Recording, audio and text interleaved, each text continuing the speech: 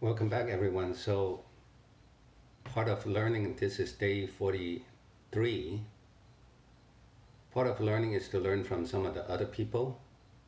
So, this video, I want to see whether I can learn something from. I'm getting a lot of good results by eating just a potato yesterday, and I lost like 3 pounds in one day, something like that. But three things I wish I knew before I started my weight loss journey. Let's see what I can learn from this person. Started trying to lose weight, I would have saved years, literally years of trying to lose weight. You guys know that I tried lots of approaches and I didn't lose weight for a really long time.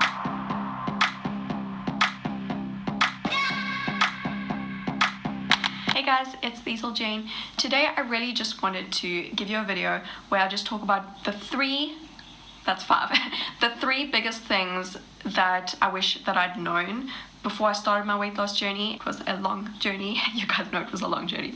Well, hopefully if you're getting started on your weight loss journey, these can help you and they can just give you a little bit of a head start so you don't have to go through what I went through. The first thing that I wish that I had known before I started my weight loss journey was that calories matter. But before you think you have to count every single calorie, you don't have to count every single calorie. Now, how does that work? It took me years to realize that She mentioned first thing was calories matter. Well, I learned yesterday that when I hit a plateau, even eating a whole food plant-based diet as much as I can, and exercising at least 1.5 hours a day, doing yoga, high intensity interval training, weight training, I hit a plateau. So I got the idea of David Goggins, in which he ate a banana in the morning every day, and then do a lot of walking in the beginning, and then running, and then you're doing light weights. His light weights is 65 pounds because he was started at around 300 pounds, 296, something like that, and he had to lose 100 pounds in 90 days, so about a pound, between 1 to 2 pounds a day. And he ate nothing but a banana. Basically, he kind of fasted, because he realized it takes about 3,500 to 3,700 calories loss deficit before you lose 1 pound. So he just used the math and figured out that if he eats, you're not going to lose. So he ate the bare minimum, and that's a banana. That's about 100 calories. And he needed, probably his body, he needed about 2,500 to 3,000 for maintenance, because he was around 300 pounds, close to it, maybe more. So in addition to 3,000 calories deficit, he probably burned off another 1,000, 2,000 calories, or about 5,000 deficit. And that's how come he could lose about 1 pound to 2 pounds, 1 to 2 pounds a day. So I got that idea because I hit a plateau. I'm getting close to my halfway mark. Halfway mark is day 45 or 46 out of 90 days. And so far, as before yesterday, I was actually, as of yesterday, I'm lost about between 5 and 6 pounds, real true weight, not water weight. But I realized I may not hit my goal of at least 10 pounds loss halfway mark, so that I could lose 20 pounds in 90 days. So it's all math, just basic math. So I decided to pick up the ideas I learned from David Goggins, except instead of a banana, I ate a potato yesterday in the morning around 8 o'clock. And a potato actually has about, what I read is like twice or 3 times as much potassium as a banana. One of the highest potassium content food there is. And potato is in the tuber family, like sweet yam, taro. All those food is actually, you could survive on just that one food alone. It's the only food, the tuber family, that you don't need any other nutrients. It's a complete nutritious meal. Other than a vitamin B12 in the long run, but everyone needs a vitamin B12, even if you're a meat eater, because everything is so sanctified nowadays. vitamin 12 comes from bacteria, certain type of bacteria. So anyway, I lost about 3 pounds in one day just eating one potato. And I will weigh myself in about an hour to 2 hours from now, because you're supposed to weigh yourself around the same time. So I will see probably, about 3 pounds. Okay, so calories in, calories out is the principle. It's the basic principle. Calories in, calories out. If you burn off more calories than you take in, you're gonna lose weight. It's a scientific matter. So the key is to be able to do it, and not everyone could do it. You gotta have a mindset, you gotta be ready, and you gotta have kind of done it somewhat, practiced it before. And I did it one day fasting in the past before already. I did it for years. But lately I couldn't do it, but yesterday I was able to do it. It's a mystery. Okay, let's see what else she has to say about calories count.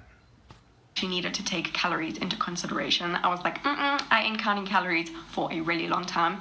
And then when I finally realized that I finally tried it after years, and I started to lose weight really quickly, I was like, okay, I need to be mindful of my calories. But then I felt like I was going crazy because I'd been counting every single calorie, and I was like, that's terrible. So I just want to say, you don't have to count every single calorie. I have a much simpler way of doing this. I actually came up with this thing that I call the point system, Liesl Jane's point system. I made a whole video about it recently, so I will link that video below if you guys haven't seen it.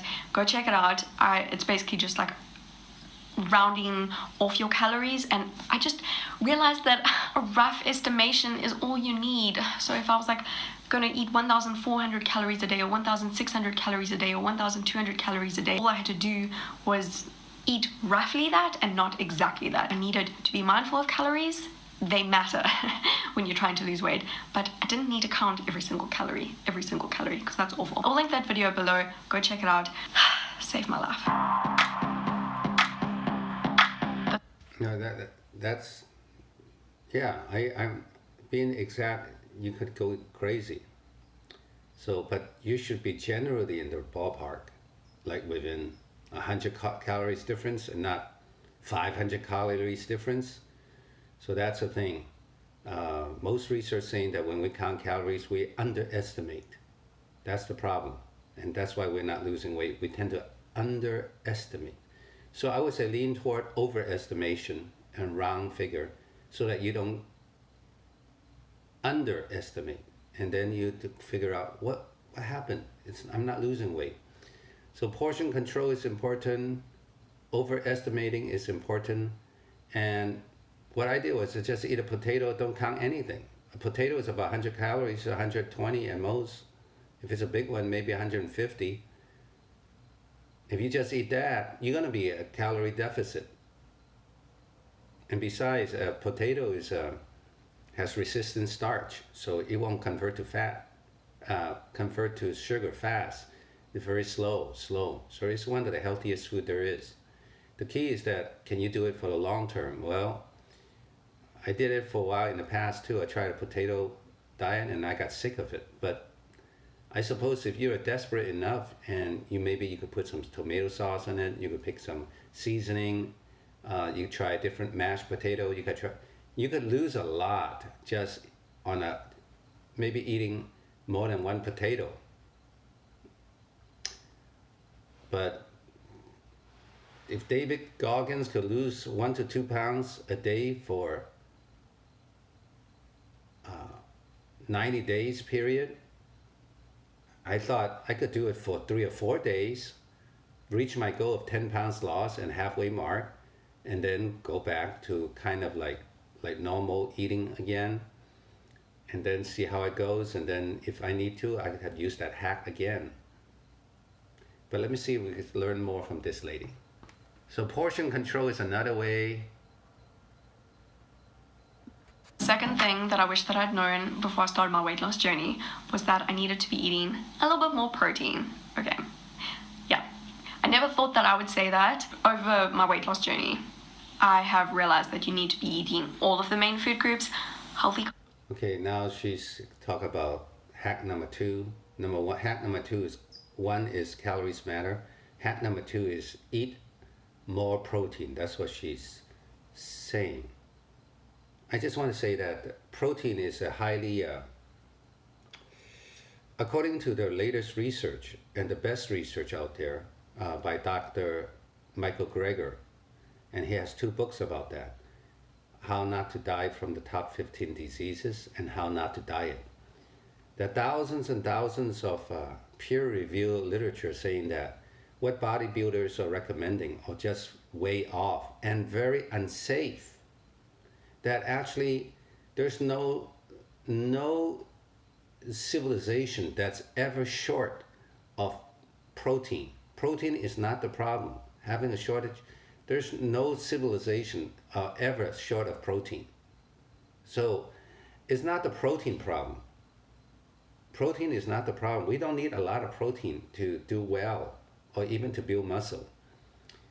Now, the bodybuilders, they recommend, like, some of them recommend 1 gram of protein for every pound of weight, and some say 2 grams of protein for every gram of weight. Some even say 3 grams of protein. That's a lot of protein. And there's some research saying that actually they do work, but they cause muscle growth, but they also cause cancer growth. So I said, man, I don't want cancer growth. I don't want abnormal growth. So that's why I just do regular.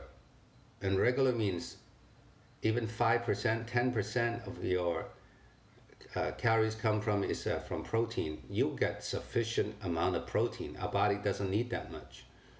So a whole food plant-based diet, you'll get about 15% protein.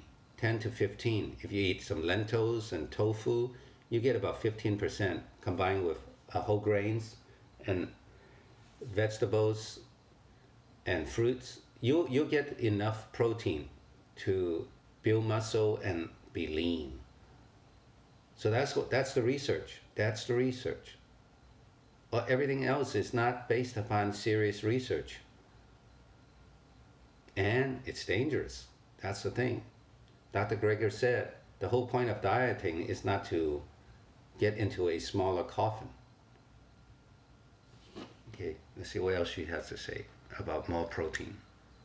Carbs, healthy whole carbs, healthy fats, and good protein.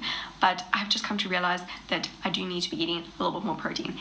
Balancing it all out, but just making sure I'm getting enough protein. So they say as a guideline that women should be eating 0.8 grams of protein for every kilogram on their body of their body weight. If you take like kilograms or pounds, and then I'll put the conversions for pounds and all that on the screen. If you can figure out 0.8 grams of protein for every kilogram on your body, and you just try to make sure that you're getting roughly that amount of protein at least with your whole carbs and your healthy fats, because those are really important as well. I'm not saying don't eat carbs, eat healthy fats, a balanced diet, but making sure that you're getting enough protein for your body size and your body weight. Again, I say, as far as protein in a whole food plant-based diet, if you get 1/3, 1/3, 1/3, let's say 1/3 of beans plus tofu, that's protein. Who can do that? Or tempeh, anything kind of related to tofu, or beans or lentils. And then 1/3 whole grains, 1/3, whether it's white rice mixed with brown rice or just white rice alone, or whole grain bread or whole grain pasta, 1/3 of that. And then 1/3 of vegetables, fibrous vegetables with some leafy vegetables. And then a few fruits. You got all the protein you need. You get all the protein you need. You don't even need to worry about 0.34 and grams of protein for every pound of weight and all that. But at least she's not saying 1 gram for every pound of weight. She's not saying 2 grams of protein for. She said 0.34, 1/3 gram, 1/3 of a gram of protein for every pound of weight. I'd known that before I started my weight loss journey. But now I know anyway, so I can tell you guys. You don't want to lose muscle while you are losing fat. You don't really want to be doing that. You kind of want to keep your muscle, so you want to eat enough protein to make sure that you're keeping some lean muscle in your body. That doesn't mean you have to be bulky, but it's just going to be healthier. You're going to be less likely to lose muscle. You're going to be more likely to lose fat. The third and final thing that I wish that I'd known before I started my weight loss journey is that it's not just about exercising. You kind of want to be doing the right kind of exercising to lose weight. After trying a lot of different exercise approaches and spending a lot of hours in the gym and on the road running and just doing a lot of cardio and endurance training, and after doing a lot of research, I found that doing high intensity interval training and strength training was the best thing for me to get the results that I wanted. And a lot of people... Okay, now she's saying about exercise. Do the right kind of exercise. The first hack is calories matter. Second hack is basically, first hack is eat less than you put out. Calories in, calories out. If you eat less calories than you burn, you will lose weight and lose fat. Number two, eat more protein. That means eat about 1/3 gram of protein for every pound of weight. That's what she's saying. And third, do the right kind of exercise. And she said basically emphasize high intensity interval training and weight training, because that's how you can minimize the loss of muscle mass. And I agree with her on that.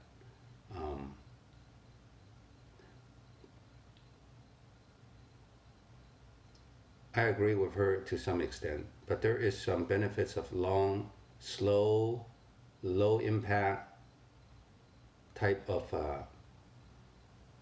cardio exercise, such as walking and super slow running. There's a lot of benefits to that too. And there's a lot of people lose a lot of fat just doing low. And it's been happening for thousands of years that people lost a lot of weight and maintain their low body mass index just by doing slow cardio.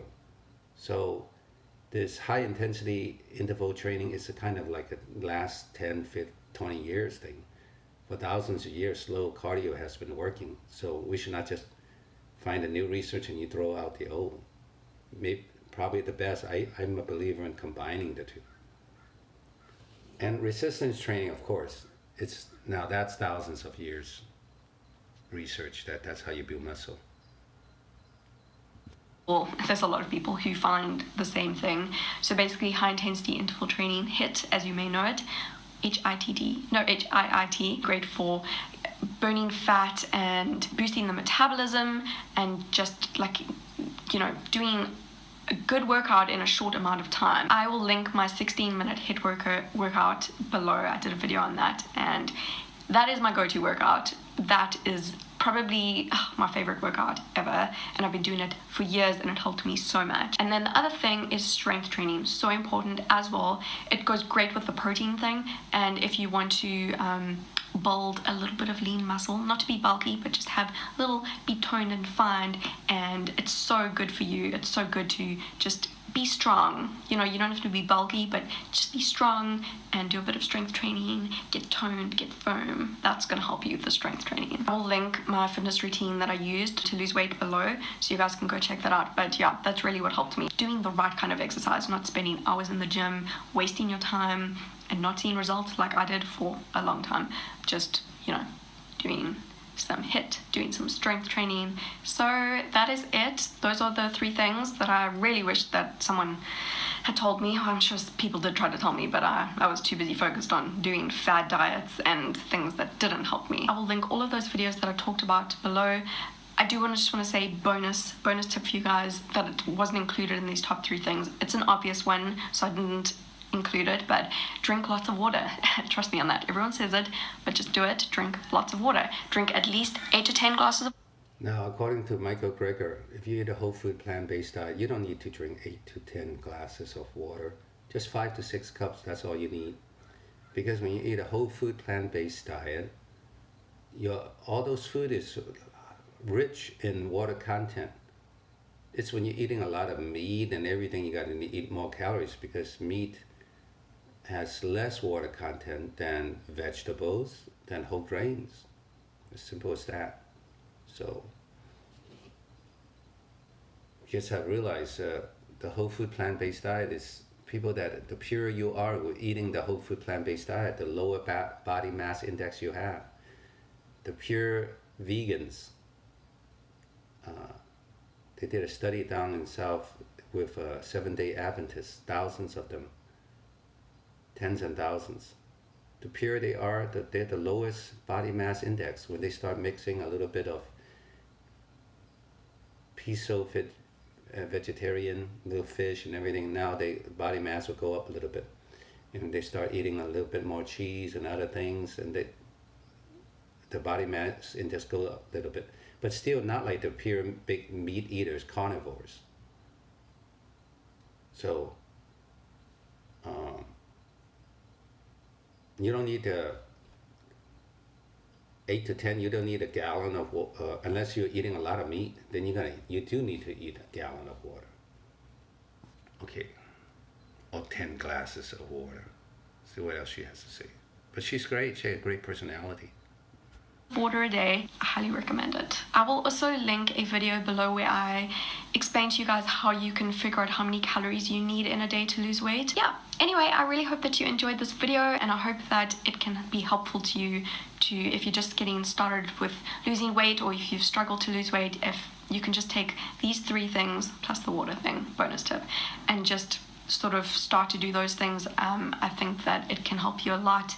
Everyone's different, so you need to find what works for you, but I really hope that that can be helpful to you. Give this video a thumbs up if you did enjoy it, and subscribe to my channel for more videos, and I'll see you guys again very soon.